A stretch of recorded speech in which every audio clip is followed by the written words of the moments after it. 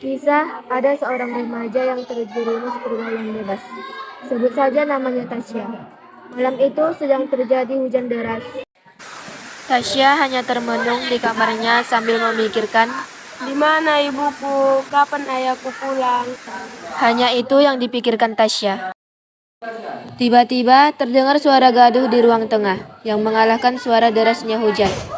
Tasya segera keluar kamar untuk melihat apa yang sedang terjadi.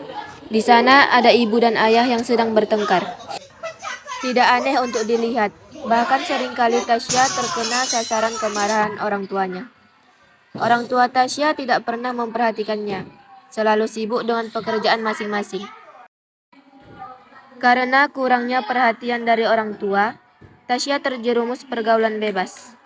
Nongkrong di tempat yang banyak remaja merokok, berpacaran, menggunakan pakaian minim, bahkan ada beberapa yang meminum cairan berwarna merah yang tidak Tasya ketahui namanya.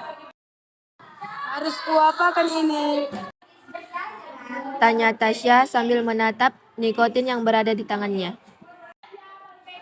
"Bakarlah dan coba kau hisap," suruh salah satu remaja yang berada di tempat busuk itu. Tasya pun melakukannya, dan sejak saat itu, dunia Tasya mulai berubah menjadi lebih buruk. Tasya mencoba semua hal-hal yang tidak baik. Mungkin ini yang orang-orang sebut dengan pergaulan bebas. Tanpa kasih sayang dan perhatian orang tua, Tasya melakukan semua hal-hal buruk tanpa larangan dari siapapun. Hingga suatu hari, Rani mempergoki Tasya sedang menghisap rokok dan berkumpul dengan orang-orang yang juga menghirup plastik, yang di dalamnya terdapat benda yang berwarna kekuningan.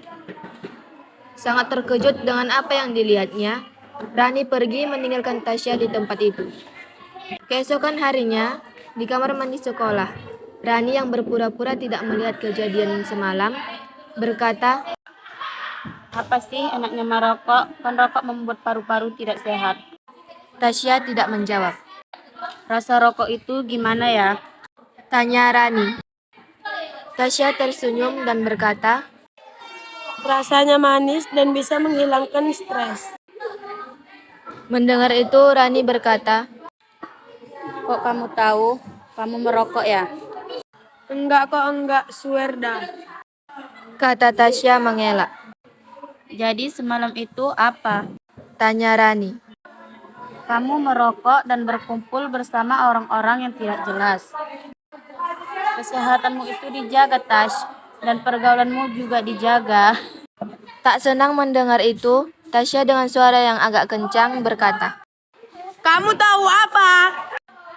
Hidup penuh kasih sayang dan perhatian yang cukup dari orang tua.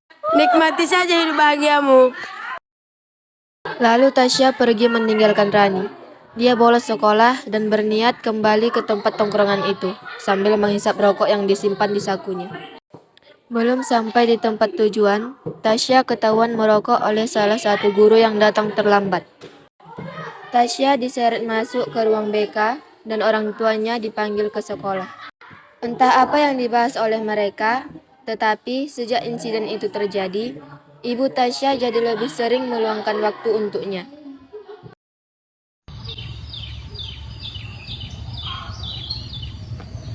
Keesokan harinya, Tasya bangun dari tidurnya dan keluar dari kamar ingin menuju ke kamar mandi. Betapa kagetnya Tasya melihat ibunya sedang menyajikan makanan untuknya. Ibunya berkata, "Tasya, ibu sudah masakin nasi kuning dan ayam goreng kesukaan kamu. Kamu cuci muka dulu, abis itu kita makan bareng-bareng ya." Tasya dengan kagetnya berkata dalam hati, "Ada apa dengan ibu? Kenapa dia begitu perhatian denganku?" kata Tasya dalam hati. Setelah itu Tasya pun ke kamar mandi dan mencuci tangan, barulah mereka makan bersama dengan penuh tawa dan gembira. Tasya begitu senang dengan perhatian orang tuanya kepadanya. Baru kali itulah Tasya merasakan kasih sayang yang begitu hangat dari orang tuanya. Setelah saat itu, perhatian orang tua Tasya hanya tertuju kepadanya. Tasya pun berubah. Dia tidak lagi merokok, bahkan ia tidak mau lagi ke tempat yang busuk itu.